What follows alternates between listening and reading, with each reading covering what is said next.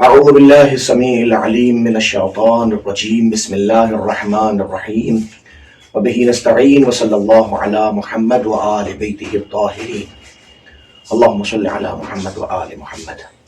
ناظرین محترم، السلام علیکم ورحمۃ اللہ تعالی وبرکاتہ۔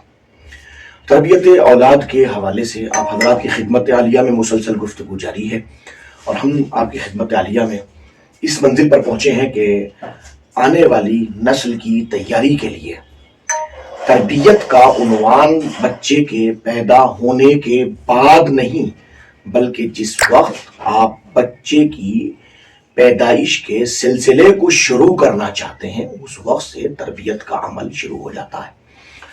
یہ دیکھنا نہایت ضروری ہے ایک باپ کے لیے کہ اپنے بیٹے کے لیے کیسی بہو لے کر آئے، اور ایک باپ کے لیے کہ اپنی بیٹی کے لیے کیسا داماد لے کے آئے، تاکہ ان دونوں کے اشتراک سے ایک ایسی نسل وجود میں آئے کہ جو بہترین نسل کہلائی جا سکے، جس کی تربیت اس شان سے ہو کہ اسلامی قواعد و قوانین کی روشنی میں وہ اچھا تصور کیا جائے۔ دیکھیے، آج کے زمانے میں آپ میڈیکل سائنس بھی کہتی ہے کہ اگر کہیں والدین امید سے ہوتے ہیں، ماں اور باپ دونوں امید سے ہوتے ہیں کہ وہ آنے والے وقت میں ماں اور باپ بنیں گے، تو فوراً ڈاکٹر کے پاس جاتے ہیں، حالانکہ بچہ ہی پیدا نہیں ہوتا ہے، لیکن پیدائش سے پہلے ڈاکٹر کے پاس جاتے ہیں۔ ڈاکٹر پہلا کام یہ کرتے ہیں کہ ان کے لیے کچھ ٹیسٹ کو ضروری تصور کیا جاتا ہے۔ کیوں؟ کس لیے؟ بچہ بھی پیدا نہیں ہوا ہے، آخری ٹیسٹ کیوں کرائے جا رہے ہیں؟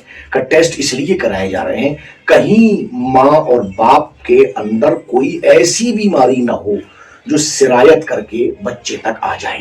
اگر ماں اور باپ کے اندر کوئی بیماری موجود ہے تو اس بیماری کا یا تو ازالہ کیا جا سکے، اس بیماری کو ٹھیک کیا جا سکے، یا یہ کہ اگر ٹھیک نہیں ہو سکتا تو وہ بیماری کسی نہ کسی شکل میں بچے تک منتقل نہ ہو۔ یہ پہلا کام ہوتا ہے۔ دوسرا کام اس منزل پہ یہ ہوتا ہے کہ ماں کو کچھ خصوصی غذا دی جاتی ہے۔ کیوں دی جاتی ہے؟ یہ تربیت کا ایک اہم حصہ ہے کہ آنے والا بچہ اس کائنات میں آئے تو تندرست آئے، صحت یافتہ آئے، بہترین جسم کا مالک ہو، آنکھ ناک کان کا ٹھیک ٹھاک ہو۔ حد ہے کہ پیدا ہونے والا بچہ اس کائنات میں جو آ رہا ہے اس کا رنگ کیسا ہو۔ کوشش کیجئے اس کے لیے بھی اچھے رنگ کا مالک ہو۔ اس طریقے سے اس کے لیے کچھ غذائیت اور کچھ دواؤں کا استعمال کرایا جاتا ہے۔ کیوں؟ اس لیے کہ یہ بھی تربیت کا ایک اہم ترین حصہ ہے۔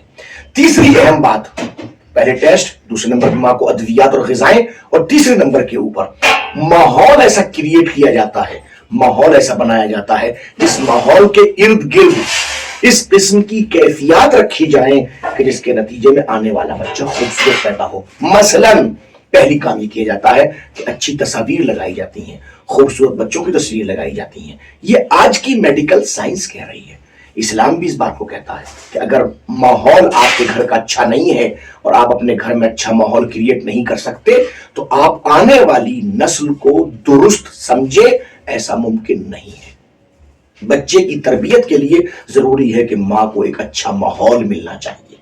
ایک اچھا ماحول اگر کریٹ نہیں کیا جائے گا تو نسل اچھی نہیں ہوگی۔ لہذا اس منزل پر آتے آتے اب میں خدمت عالیہ میں عرض کروں کہ حضور مولا متقیان کا زمانہ خلافت ہے، اور ایک خاتون جو نہایت خوبصورت ہے، اس کا شوہر جو نہایت خوبصورت ہے، دونوں کے اشتراک سے ایک ایسا بچہ وجود میں آیا جو نہایت سیاہ تھا۔ اب نتیجہ یہ ہوا کہ باپ نے اس بچے کو اپنا ماننے سے انکار کر دیا، اور بات دربار خلافت تک پہنچی، مولا متقیان تک بات آئی۔ مولا متقیان نے گفتگو دونوں سے باہم کی، اور باہم گفتگو کرنے کے بعد اس کے شوہر سے کہا کہ تیرا ہی بچہ ہے۔ تو اس نے کہا کیسے ملسا، بتائیے آخر وجہ کیا ہے، میرا بچہ کیسے ہو سکتا ہے؟ حالانکہ میرا رنگ بھی آپ دیکھیے، میری بیوی کا رنگ بھی دیکھیے، آخر ہم دونوں کا رنگ جب صاف شفاف ہے تو اس بچے کا رنگ سیاہ کیوں ہے؟ مولا متقیان نے بتایا، بتاؤ کیا تمہاری بیوی اندھیرے میں نہیں رہتی تھی؟ جی مولا رہتی تھی۔ کیا تم نے وہاں پر ایسی تصاویر موجود نہیں تھی کہ جو تصاویر سیاہ افراد کی تھی؟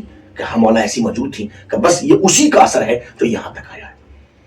آپ ملاحظہ فرما رہے ہیں میڈیکل سائنس جن چیزوں کو آج کہہ رہی ہے، آج سے 1500 سال پہلے ان چیزوں کو معصومین نے دنیا کے سامنے رکھ کے بتایا ہے کہ یاد رکھو، بچے کی تربیت پیدا ہونے کے بعد نہیں ہوتی ہے، پیدا ہونے سے پہلے اس کا لحاظ کرنا پڑتا ہے۔ لہٰذا اب اگر آپ اپنی اس منزل پر آ کر بچے کی تربیت کرنا چاہتے ہیں تو بچہ اچھا جبھی ہو سکتا ہے جب ماں باپ اچھے ہوں، ماں باپ کے سامنے ماحول اچھا ہو، ماں باپ کو غذائیت ٹھیک ٹھاک دی جائے، اور غذائیت کا انشاءاللہ میں عرض کروں گا آنے والی گفتگو میں غذائیت کے حوالے سے ایک اہم نقطہ نتیجہ بیان کرنا ہے جو اہم ترین منزل پاک کی خدمت عالیہ میں آپ کے نتیجے کو لے کے آئے گا۔ آج دو اہم باتیں کہ جب کسی لڑکی کو آپ اپنے لیے منتخب کریں یا والدین اپنے بیٹے کے لیے کسی لڑکی کو منتخب کریں تو اس میں دو قسم کی صفات ضرور دیکھی جائیں۔ پہلی منزل وہ وراثت کے اعتبار سے کن صفات کی حامل ہے۔ ظاہر ہے کہ اولاد کے اندر اپنے ماں باپ کے اثرات ہوتے ہیں، تو جس لڑکی کو آپ اپنے گھر میں بہو بنا کے لے کے آ رہے ہیں وہ وراثت کے اعتبار سے کن صفات کی حامل ہے، کون کون سی مختلف بیماریاں بھی وراثت کے ذریعے پہنچتی ہیں، مختلف اچھائیاں بھی وراثت کے ذریعے سے اولاد تک پہنچتی ہیں، تو جس لڑکی کو لے کر وہ وراثت کے اعتبار سے کن صفات کی حامل ہے یہ دیکھنا بہت ضروری ہے۔ دوسری منزل وہ اجتماع کے اندر، سماج میں، معاشرے میں کیسے زندگی بسر کر رہی ہے۔ یاد رکھیں وراثت والدین بتاتے ہیں اور اجتماع کردار بتاتا ہے کہ انسان کا کردار کیسا ہے، اس کا اٹھنا بیٹھنا دیکھنا دکھانا، وہ اپنے والدین کے ساتھ کیسے زندگی بسر کر، وہ اپنے بھائیوں کے ساتھ بہنوں کے ساتھ، اپنے چچا ماموں خالو وغیرہ وغیرہ پورے خانوادے کے ساتھ اس کا رہن سہن۔ یہ ناممکن ہے کہ ایک معاشرے اور سماج کی خیال رکھنے والی خاتون کسی گھر میں جا کے برا کر سکے، لیکن جو اپنے گھر میں معاشرے کے ساتھ اور سماج کے ساتھ ان کے حقوق ادا نہیں کر سکتی، وہ خاتون جانے کے بعد ایک اچھی نسل اور معاشرے کو ایک اچھی اولاد دے دے اور اس کی بہترین تربیت کر دے، یہ ناممکن ہے۔ لہذا ضرورت ہے کہ ہم ان دو صفات کے اوپر خاص طور کے اوپر نظر رکھیں۔ نمبر ایک وہ وراثت میں کیا لے کے آ رہی ہے، نمبر دو اس کا معاشرے اور سماج کے درمیان میں کیا مقام ہے۔ خداوند قدوس کی بارگاہ میں دعا کہ اللہ ہمیں تربیت اولاد کے سلسلے میں ان تمام قوانین کے اوپر عمل کرنے کی توفیق مرحمت فرمائے جس کے اوپر عمل کر کے ہم سماج اور معاشرے کو ایک اچھی اولاد دے سکیں۔ وآخر دعوانا ان الحمد للہ رب العالمین۔